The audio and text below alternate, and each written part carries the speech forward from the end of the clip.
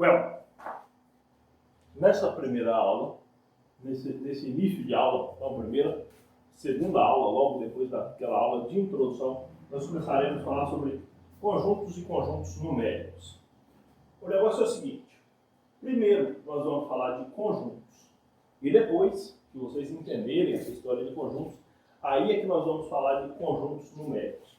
Mas o objetivo de falar de conjuntos é apenas para poder falar de conjuntos numéricos, que é isso que vai importar no curso de cálculo. Sem mais delongas, o que é um conjunto então? Não chega a ser uma definição, é mais uma noção. Um conjunto é uma coleção de objetos. Um conjunto é uma coleção de objetos. Exemplo: o conjunto das vogais. Quais são as vogais? Me ajuda. A, I, U, U. 5 vogais. Olha elas. A, E, I, O, U. Então, isso aqui é o conjunto das vogais. Essa é uma das maneiras que eu escrevo um conjunto. Tá? Outra maneira aqui. Essa aqui é a maneira mais primitiva, vamos dizer assim. Só a bola, dentro da bola coloca os elementos do conjunto. Em algum lugar coloca o nome do conjunto.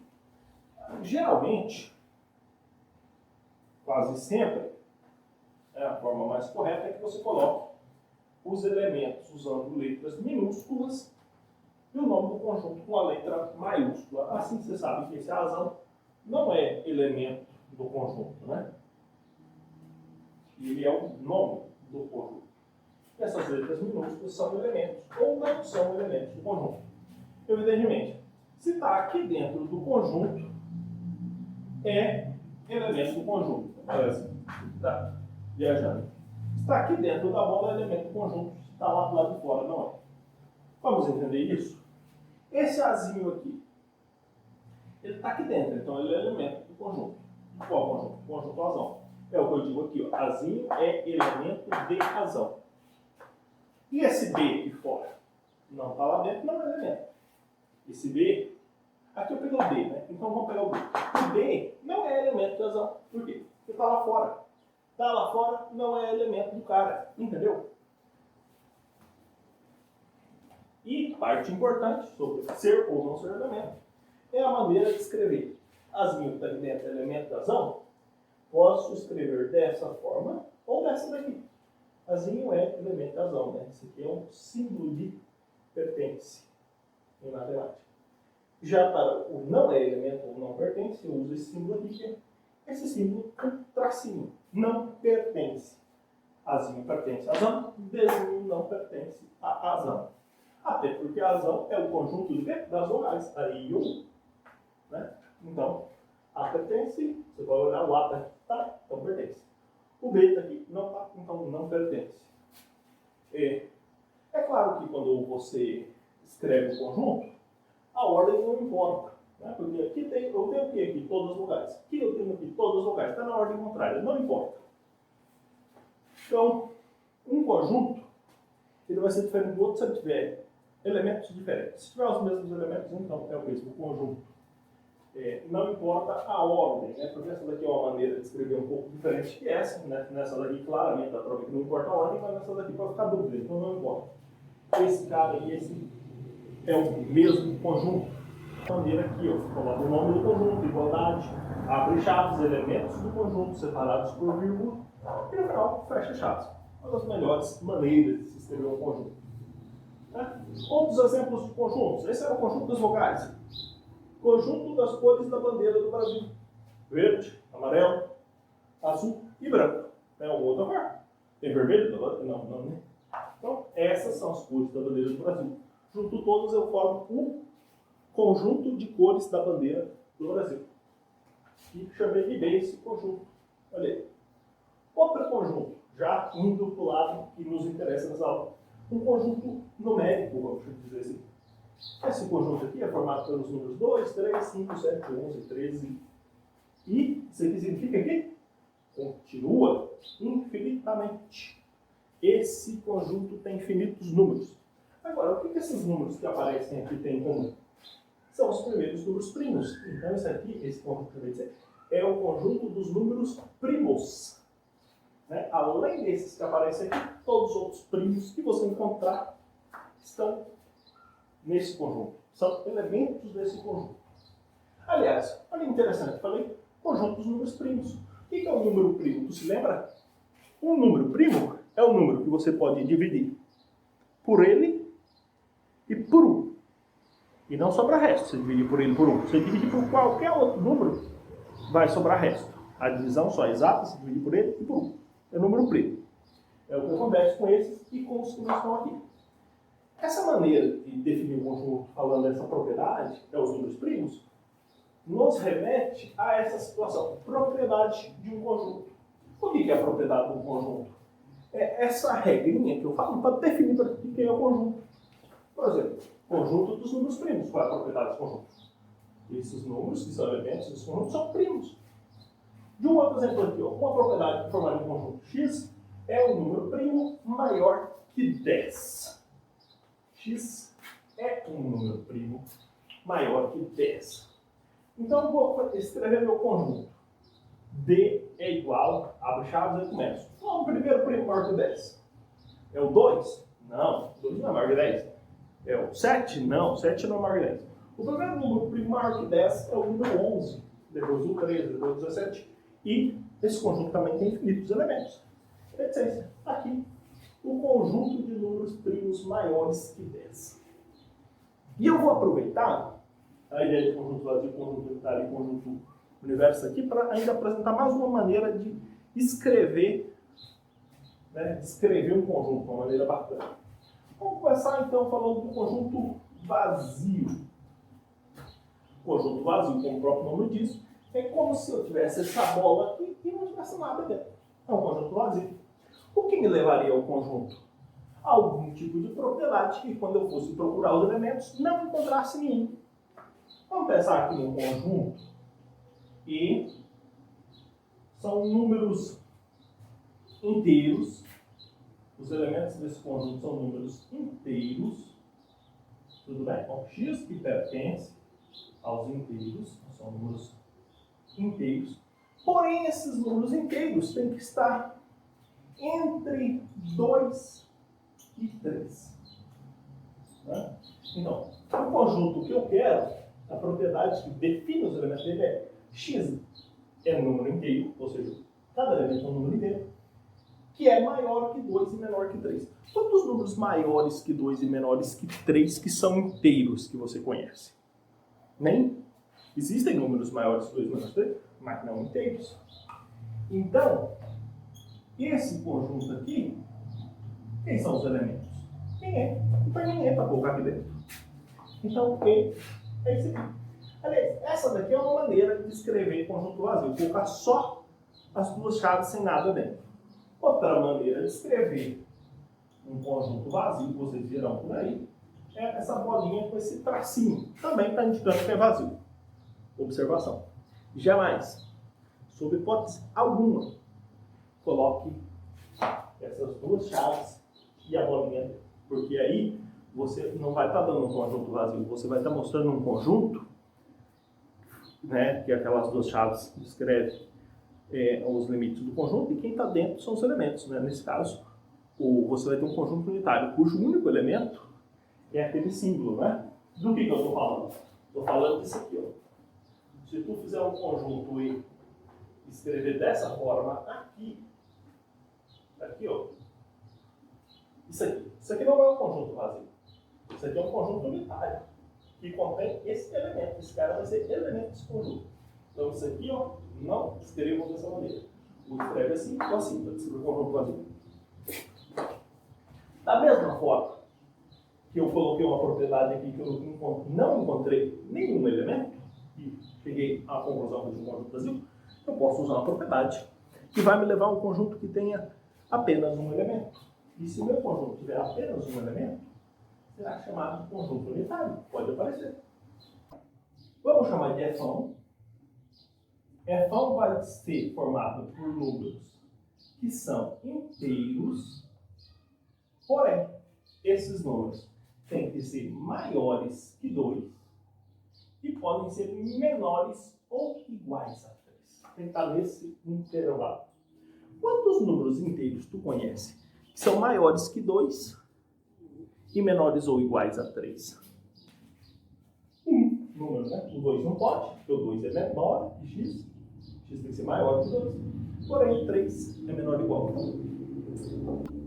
E se o meu conjunto tem apenas um elemento, ele é chamado de conjunto unitário. Posso ter um conjunto que tem apenas 2 elementos? Posso. Posso ter um conjunto que tem apenas 3 elementos? Posso. Ter um conjunto que tem apenas 4 elementos? Óbvio. Posso ter um conjunto que tem infinitos elementos? Claro. Olha só, esse e esse. E ainda veremos outros. Tá bom.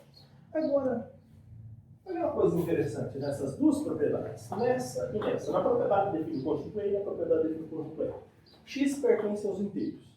Tal que alguma coisa. Eu mencionei um conjunto aqui maior do que o conjunto propriamente procurado, né? Que no caso é o conjunto dos números inteiros. Que aliás é uma coisa que eu vou falar para vocês depois, conjuntos numéricos. Mas isso me lembra dessa palavra de conjunto universo. Em algumas situações, diversas situações, você tem um contexto em que existe um conjunto maior e você está trabalhando com conjuntos menores lá dentro desse grande conjunto. Né? Imagine essa história aqui que eu tinha as vogais, se eu pensasse aqui num conjunto maior que tem B, C, D, F, G, H, J, K, L. Tivesse todas as letras do alfabeto, num conjunto chamado alfabeto. Letras do alfabeto, né? E aí eu tenho esse conjunto menor que eu estou trabalhando, que são as vogais. Agora, as vogais fazem parte das letras do alfabeto, assim como os números. O número 3 é um número inteiro. Aqui é um subconjunto dos números inteiros. Isso aqui é um subconjunto dos números primos. Quando eu tenho um conjunto maior, subentende, eu estou com elementos de um conjunto maior, esse conjunto maior, eu chamo ele de conjunto universo. Quem é o conjunto universo? Depende do meu problema, depende do contexto, evidentemente. Um conjunto e outro conjunto dentro. Nós tínhamos falado isso há alguns segundos atrás, quando eu falei de conjunto universo. Eu falei que o conjunto das vogais era um conjunto que estava lá dentro de um conjunto maior, que era o conjunto de todas as letras do alfabeto.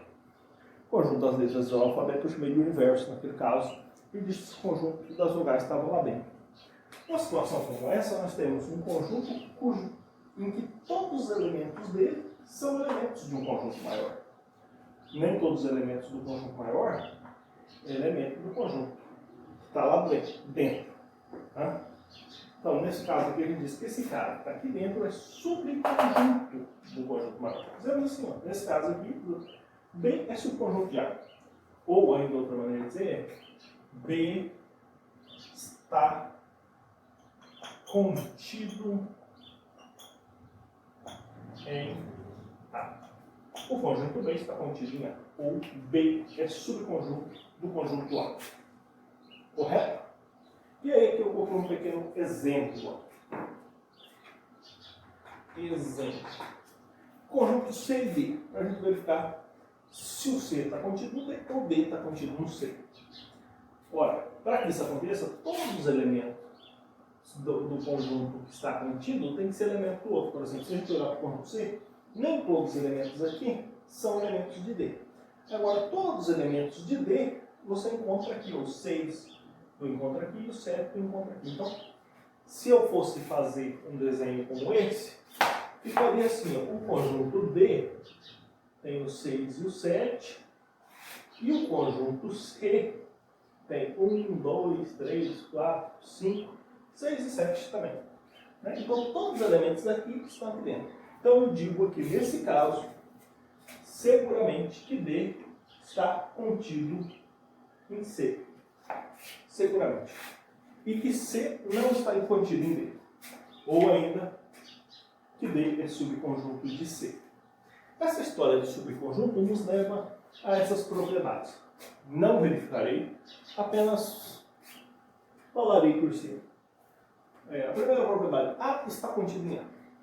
Não importa quem seja o conjunto A, ele sempre vai estar contido nele mesmo. Porque o que significa isso aqui de B estar contido em A? Significa que todos os elementos do B é elemento do A. Agora, se eu pegar o conjunto A e ele mesmo, todo elemento do A é elemento dele mesmo. Então, com certeza, o A está contido em A. E digo mais ainda, se esse A aqui contém, se esse A contém todos os elementos desse, o que implica que esse A está contido nesse, é verdade isso aqui também, que esse A contém todos os elementos desse e esse contém todos os elementos dele.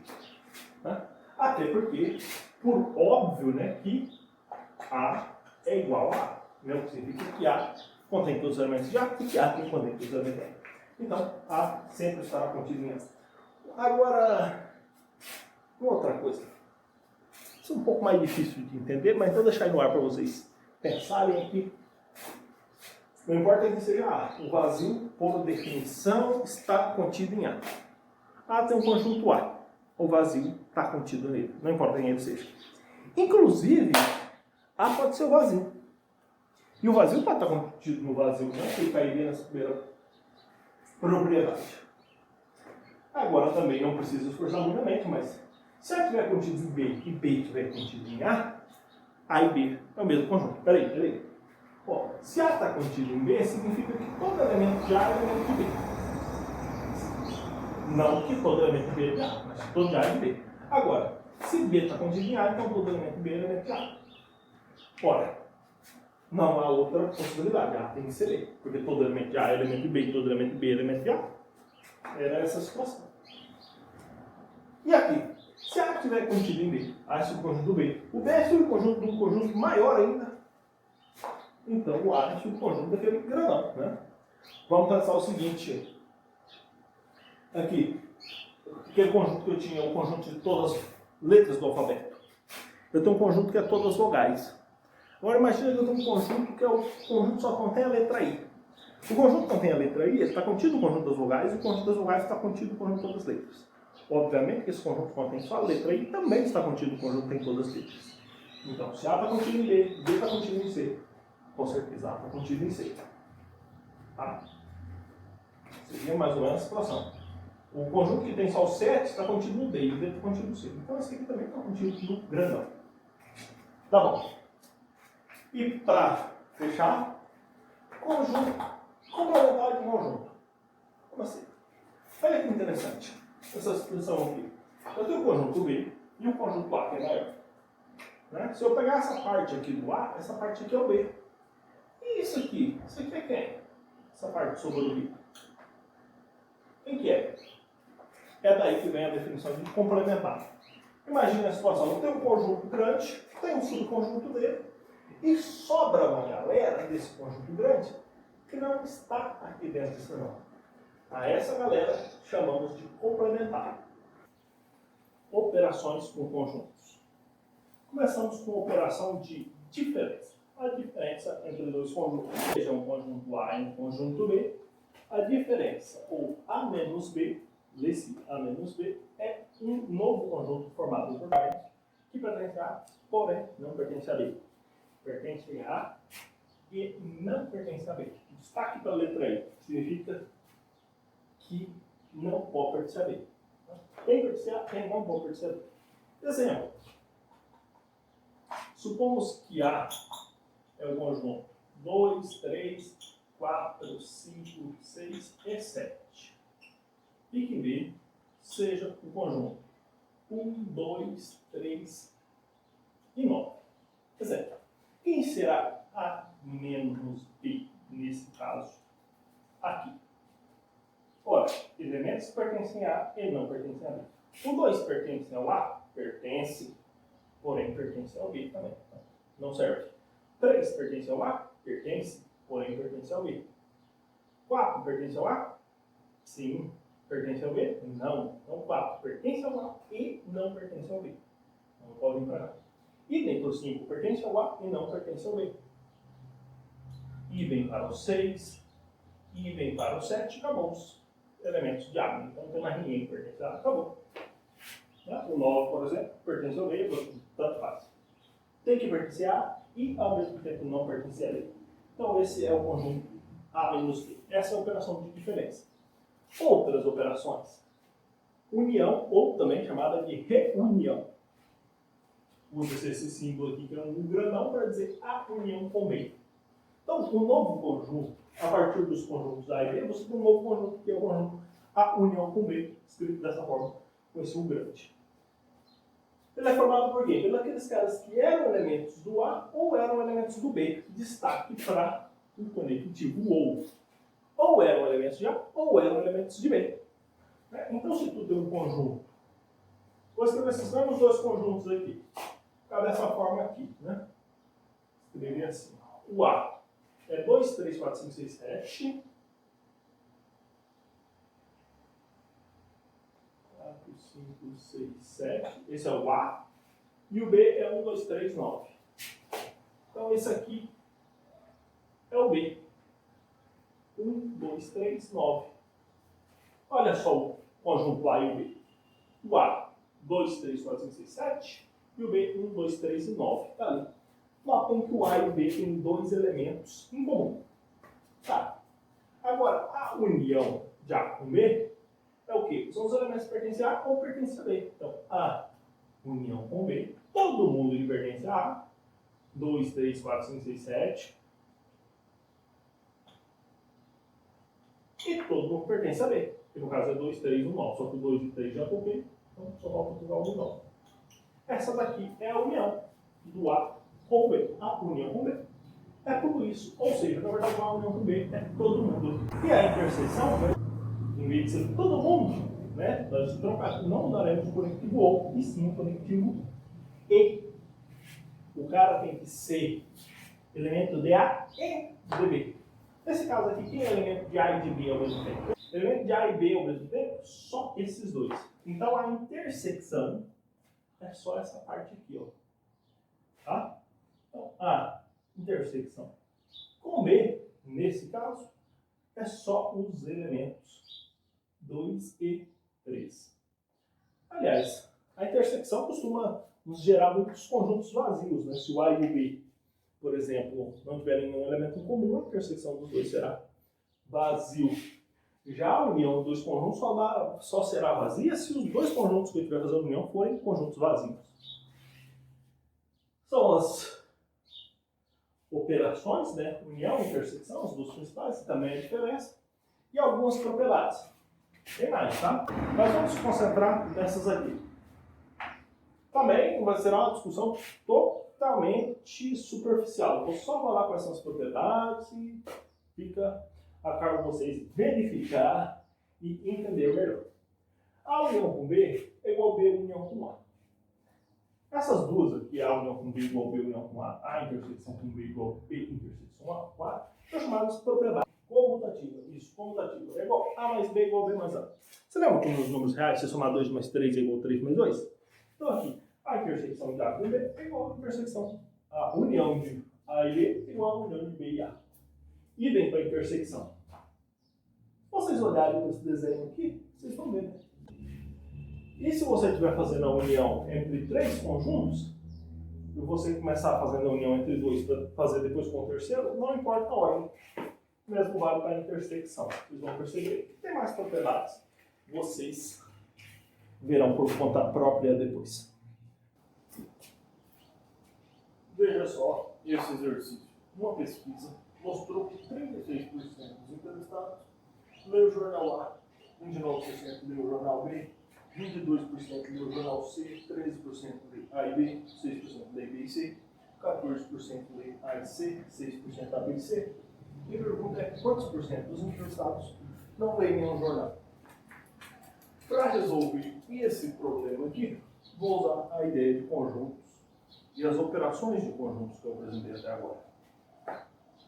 Primeiro, foco na pergunta, né? Quantos porcentos não leem nenhum jornal? Quantos por cento dos entrevistados não leem nenhum jornal?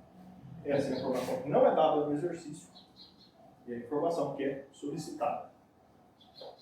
Vamos partir da ideia que eu falei para vocês de conjunto universo. Nesse caso, todos os entrevistados vão formar o conjunto universo. U é todos os entrevistados, que é o total de 100%. Né? E essas outras porcentagens estão aqui dentro. São 3 jornais. Fazer diagramas para ficar mais fácil de enxergar. Vou dizer que aqui está o jornal A, aqui está o jornal B e aqui o jornal C. Agora vamos analisar cada coisa. Por exemplo, quantos por cento não leem um jornal? Aqui dentro dessas bolinhas não está quem lê alguma coisa. Quem não lê está aqui fora. Por exemplo, se eu tenho um elemento aqui, será o cara que não lê nenhum jornal. Na verdade, que conjunto é esse aqui? Os que não leem nenhum jornal. Quem será que é? Bom, vamos pensar o seguinte. Quando eu juntar todo mundo aqui, eu vou ter A união com B união com C. E aqui o complementar, né? Lembra? O conjunto complementar. O complementar de quem? De A, união com B, união com C, no conjunto universo. Né? Quantos elementos tem esse conjunto? É o que eu quero saber. Né? Na verdade, não quantos elementos. Quantos por cento de todos os elementos tem esse conjunto? Essa é a pergunta. Eu sei que o U tem 100%. Se eu descobrir quanto tem aqui, basta fazer a diferença, né? Da quantidade. Não é a diferença do conjunto, é a diferença da quantidade. Fique claro. Né? Fazer o total de elementos de U menos o total de elementos dessa união. Eu vou ter o total de elementos desse complementar que responde a pergunta. Agora, aqui eu tenho que ter um certo cuidado. Vou mostrar para vocês já resolvendo. Aqui ele diz, ó, por exemplo, 6% vem A, B e C. Aqui no conjunto, essas pessoas que leem A, B e C também. Aqui está tudo A, aqui está tudo B, aqui está tudo C. Se eu pegar alguém aqui, ele lê B e C. Pegar alguém aqui, lê A e C. Pegar alguém aqui, lê A e B. E bem aqui, tá aqueles camaradas que leem A, B e C. São 6%. Na verdade, aqui esse pedacinho é a intersecção de A com B com C. A intersecção dos 3 conjuntos. Lembra que esse cara não é o elemento. É a quantidade de elementos que tem ali, né? 6% total. Agora, continuando aqui. 14% leem A e C. Então, aqui nesse cantinho aqui, eu vou colocar só 8%. Por quê? 8 com 6, 14. Toda a intersecção do A com C tem 8%, tem 14%. Desses 14%, 6 está aqui, ele lê exclusivamente A e C é 8. Né? 6% desses 14, que além de ler o A e o C, lê também o raciocínio idêntico para encontrar aqui e aqui. A e B. 13% lê A e B. Então aqui tem 13%, os quais 6 já está aqui. Então aqui é 7, 7 com 6, 13. 6% no B e C. Se essa intersecção toda tem 6 aqui, já está 6 aqui, então pode ter 0. 22% lê o jornal C. Então esse jornal aqui é lido por 22% dos entrevistados. Nós já contabilizamos algum desses 22%. Aqueles que leem também outros jornais. São 8 com 6 com 0, 14. Então, desses 22, 14 já está contabilizado. 8%. Leem só o jornal C. 8 com 8. 16. Com 6, 22. Acredito que 33% dos entrevistados leem o jornal. Mas e apenas o jornal A? Foram contabilizados alguns leitores do jornal A. 8, 6 e 7. 8 com 6, 14, com 7, 21. Sobrará 12% leem apenas o jornal A. Mesmo raciocínio para o jornal B, 29% leem o jornal B. Nós já contamos aqui 13, 7 com 6 com 0, 13. Então, 29, nós temos que subtrair 13. Sobram 16%. Agora, nesse desenho que eu fiz aqui, Cada porcentagem aqui indica a quantidade de elementos que está naquela região apenas, exclusivamente. Aqui, esses 12 é exclusivamente A, esses 7 é exclusivamente A e B, esses 12 é exclusivamente A, esses 16 é exclusivamente C, e assim por diante. De forma que se eu somar todos esses números, não vou contar ninguém duas vezes. E quantos elementos tem a união com B e união com C? 12 mais 7 mais 6 mais 8 mais 0 mais 8 mais 16. Isso aqui, com cuidado, vai dar 57. 57% de todos os entrevistados estão na união dos três conjuntos. Ora, o que falta para 100 está no complementar. 57 para 100 falta quanto? Façam essa conta aqui. 100 menos 57 dá o quê? 43. Então aqui está 43%. Então, respondendo a pergunta, quantos porcentos não leem nos jornais? Quantos por cento dos entrevistados? Resposta: 43%.